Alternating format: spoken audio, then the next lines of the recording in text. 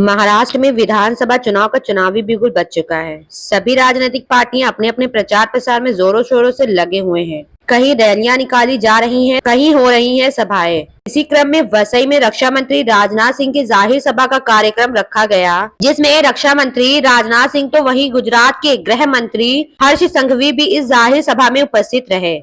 आपको बता दें कि महायुति सरकार की वसई विधानसभा 133 की उम्मीदवार स्नेहा दुबे पंडित अपने प्रचार प्रसार में जोरों से लगी हुई हैं। राजनीतिक दल के सभी बड़े बड़े राजनेताओं को अपने प्रचार प्रसार के लिए बुला रही हैं। लेकिन अब सवाल यह उठता है कि इतने बड़े बड़े नेताओं के आने के बाद भी क्या वसई विधानसभा 133 की उम्मीदवार स्नेहा दुबे पंडित को हार का डर सता रहा है, या उनके पक्ष में जनता से वोट की अपील करने वाले बड़े बड़े नेताओं का आना भी स्नेहा दुबे पंडित को जीत नहीं दिला पाएगी, जिसके चलते जाहिर सभा में स्नेहा दुबे पंडित ने कब्रिस्तान मुद्दे पर इतना बेतुका बयान दिया। फिलहाल स्नेहा दुबे पंडित का यह बेतुका बयान क्या उन्हें जीत दिला पाएगा, यह तो आने वाले 23 नवंबर को ही पता चलेगा। वसई का ये चुनाव देश की सबसे बड़ी पार्टी लड़ रही है और मुझे ये विश्वास है कि महायुति के कार्यकर्ता, भाजपा के कार्यकर्ता जिस मेहनत से रात दिन एक करके ये परिवर्तन की लड़ाई लड़ रहे हैं, तो जीत ज्यादा दूर नहीं है, सिर्फ 23 तारीख का इंतजार है।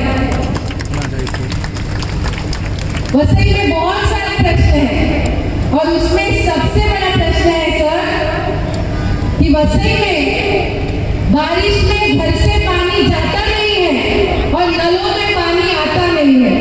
तो ये वसई में जो पानी की तकलीफ है उसे हमें सबसे पहले दूर करनी है। वसई में आरोग्य व्यवस्था नहीं है, 14 साल में महानगर पालिका को, लेकिन एक भी अस्पताल ये बना नहीं पाए। अस्पताल बनाना हमारी प्राथमिकता है, स्कूल बनाना हमारी प्राथमिकता है। 70 साल के बाद भी इस वसई की जनता उनके मूलभूत अधिकारों से वंचित है। तो सबसे पहले भाजपा की सरकार यहाँ पर आने के बाद हर एक नागरिक को उनके मूलभूत अधिकार प्राप्त कर देगा, ये हमारी प्राथमिकता होगी। मैं ज्यादा समय लूंगी नहीं, क्योंकि हम सबको हमारे संरक्षण मंत्री जी को सुनने की सब उत्सुक है। लेकिन सिर्फ एक ही चीज मैं कहना चाहती हूँ, एक बहुत बड़ा ज्वलंत प्रश्न आज वसई के शहर में है, यहाँ सन सिटी में है, यहाँ के सारे रहने वाले लोग उससे त्रस्त हैं। यहाँ पे अवैध कब्रिस्तान बनने की कोशिश की जा रही है और आज मैं इस मंच से ये कहना चाहती हूँ कि स्नेहा दुबे की लाश पे कब्रिस्तान बनेगा।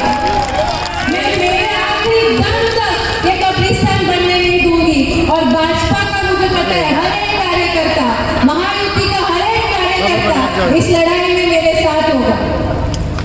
फिर से एक बार मैं कह रही हूँ कि ये परिवर्तन की लड़ाई